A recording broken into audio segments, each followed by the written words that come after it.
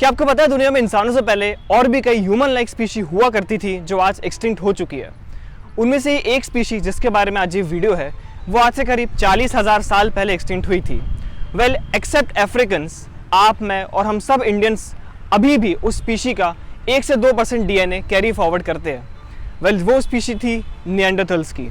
एक recent discovery या मैं बोलूँ एक रीसेंट रिसर्च जो कि काफ़ी इंटरेस्टिंग हुई है, उसमें कई साइंटिस्ट ने हम मॉडर्न इंडियंस का DNA लेके अराउंड 50% ऑफ द जीनोम उस स्पीशी का जो आज एक्सटिंक्ट हो चुकी है वापस से रिक्रिएट किया है। वेल ये कोई छोटी मोटी बात नहीं है, ये एक्चुअली काफ़ी बड़ी बात है। बट क्वेश्चन हमारे दिमाग में ये आता है कि इंडियन DNA ही क्यों? आगे बढ़ने से पहले कुछ बेसिक्स जल्दी से क्लियर कर लेते हैं एंड सबसे पहले बात करते हैं DNA और जीनोम के बारे में। DNA के बारे में मैंने काफ़ी डिटेल वीडियो बनाई है जो आप यहाँ से देख सकते हैं, लेकिन शॉर्ट में मैं अभी बता देता हूँ। तो DNA हम एक तरीके से बोल सकते हैं जेनेटिक इन्फॉर्मेशन है। DNA बेसिकली एक इंस्ट्रक्शन कोड है या हम बोल सकते हैं एक भाषा है जिसके बेसिस पे हमारी बॉडी वर्क करती है। और जीनोम एक कंप्लीट सेट ऑफ इंस्ट्रक्शन का जितने भी हमारे सेल्स में प्रेजेंट है उन सब का कलेक्शन होता है।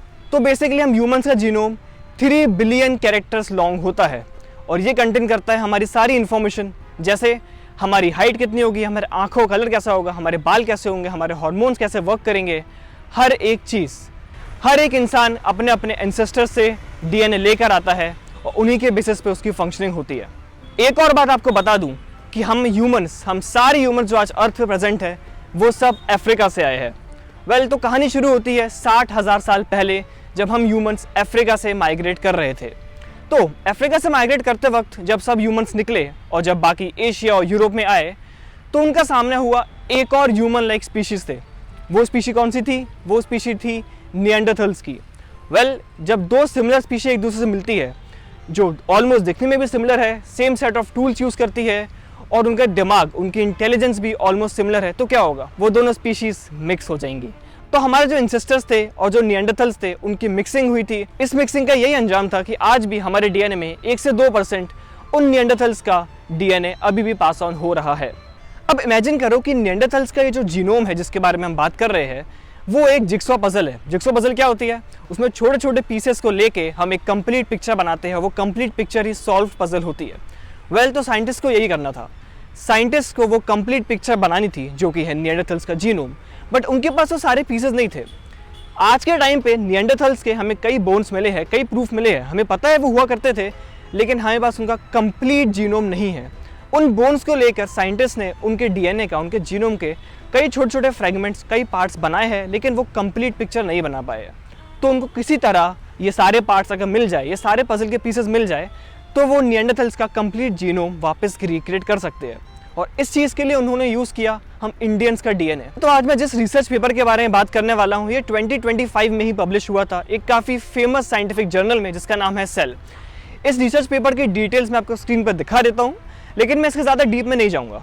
मैं सिर्फ आपको आसान भाषा में समझाने की कोशिश करूँगा कि एक्चुअल साइंटिस्ट ने किया क्या है और ये बड़ी डिस्कवरी एक्चुअली है क्या।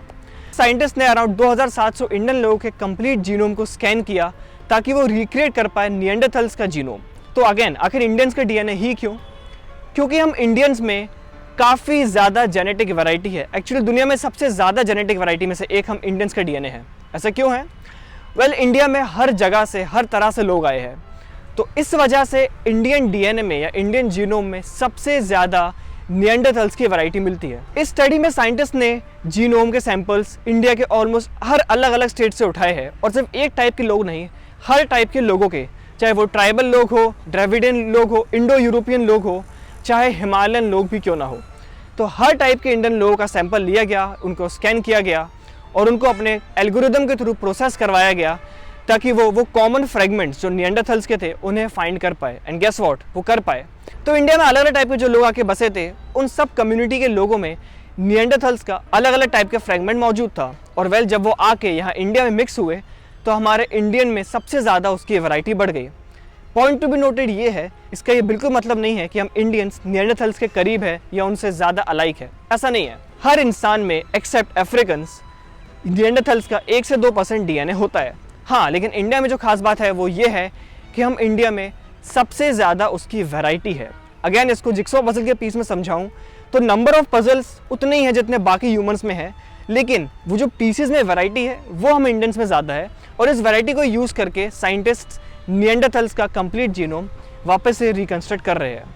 तो वो कंप्लीट रिकंस्ट्रक्ट तो नहीं कर पाए, लेकिन अराउंड 50% जो कि रिसर्च पेपर क्लेम करता है, अराउंड 50% रिकंस्ट्रक्ट कर चुके हैं। एंड नॉट जस्ट निएंडरथल्स का, बल्कि 20% डेनिसोवन्स का भी।